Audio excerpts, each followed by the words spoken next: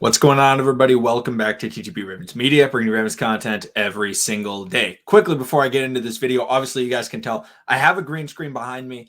I can make a background and stuff like that. I don't want it to always just be this black. I'll make like a cool background. However, let me know if you guys want the green screen, because obviously like it kind of messes up with like this part of my face. If you guys think that's bugging you, I figured rather than me waiting until I make spend a lot of time making something. If you guys don't like the green screen, you just like the typical kind of grayish, bluish background normally, let me know in the comment section down below, please. And if you don't like, it's totally fine if you guys don't like the green screen, just let me know, and stuff like that. But yeah, so I'm just trying out the green screen just to see how it looks, and things like that. I figured black is, it's a standard color. It's, one of the Ravens' main colors. So I figured I'd use that. But in this video, what I'm going to be talking about today is the possibilities that the Ravens could be moving on from Patrick Ricard, because I do think it's going to happen this year. I really do, because the Ravens, I feel like, have made it clear over the last year or so that they are looking to move on from Patrick Ricard. And that's not to say they don't think Patrick Ricard's very good, but I think they are recognizing that they could pay somebody a little bit less to have him put in not the exact same quality, but almost as good. And the guy that I expect to be replacing him is Ben Mason. Yes, Ben Mason.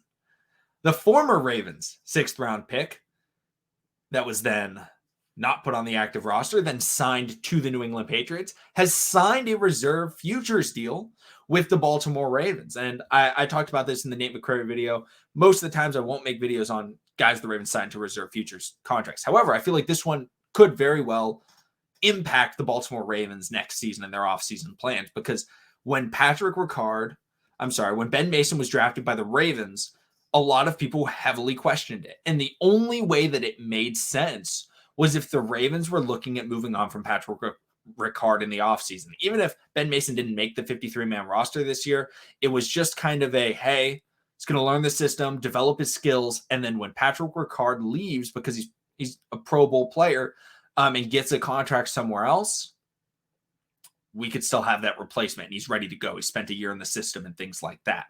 Then obviously he left, and it was like, okay, maybe the Ravens will just need to bring in Patrick Ricard back on a deal. I don't think he would be overly expensive, but he would be more expensive than a rookie or a really cheap deal.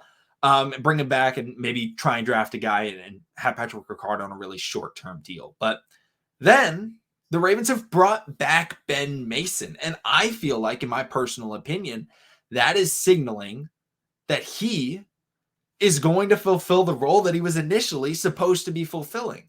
And that is to be Patrick Ricard's replacement, the next Ravens fullback, because fullback is a position that not very many teams utilize in the NFL. The teams that do utilize them are typically very good, especially running the football.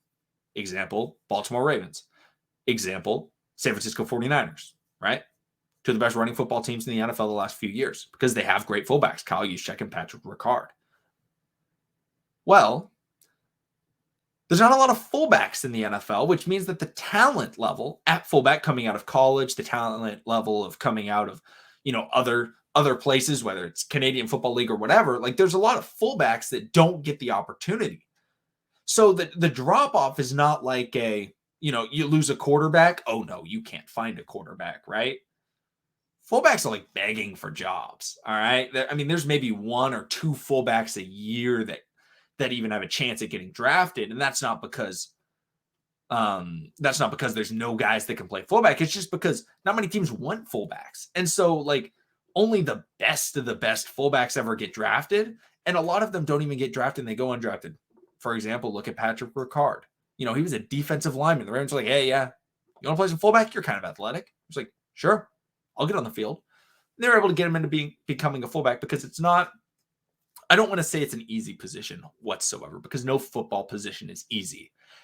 However, transitioning over to it, because you only have to play a limited amount of snaps, you could make that transition, whether you're a tight end switching to fullback or even the defensive line like Patrick Ricard was. But overall, I think we see a lot of players do it. We even see a lot of players play out of position at fullback. Remember when Don Terry Poe used to come in at fullback for the Kansas City Chiefs? Vita Vea currently goes in at tight end and fullback for the Tampa Bay Buccaneers, and he's a defensive tackle. Like, since they're not utilized as much, they can like perfect what they do. And I think Ben Mason with the Baltimore Ravens could get to a point where he's not just as good as Patrick Ricard, but potentially better, because he was actually a good pass catcher coming out of Michigan, and he's a good playmaker with the ball in his hands. Patrick Ricard is a phenomenal blocker. However, he doesn't have amazing hands. He's not terrible, but he doesn't have good route running. And after the catch, he falls forward. I'll give him that. He fights like nobody else, maybe in the NFL. Maybe George Kittle could rival him in terms of how much he fights forward. But, that's about it. He's not like getting by anybody or anything like that. It's like he will fall forward and get a couple extra yards. Ben Mason was a guy that he could move around. He has a little bit of wiggle. He can get around. So potentially if the Ravens I'm kind of expecting them it seems like they're trying to get a little bit more pass happy, which good or bad, depending on your football philosophies, totally fine. If they're going to be passing the ball more, I think they need more of a pass catching fullback, because obviously Greg Roman loves the fullback putting them on routes. And I don't like that, but if that's what the Ravens are going to run, they're going to need a fullback that can do that. And Patrick Ricard, as much as I love him, he's not a pass catcher. He can catch the ball, but he's not a true pass catcher or anything like that.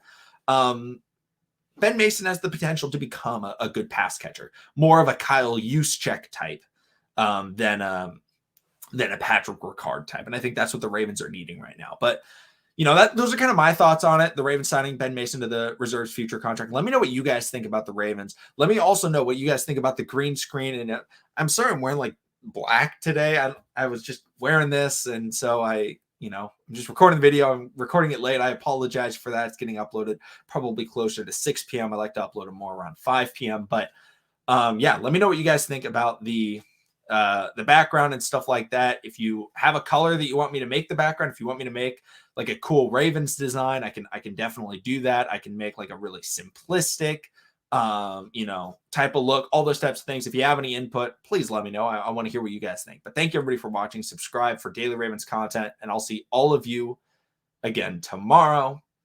Potentially. I mean, it is the playoffs, but I think I'll put out a video tomorrow. We'll see. We'll see what happens. But thank you everybody for watching, and I'll see all of you again next time.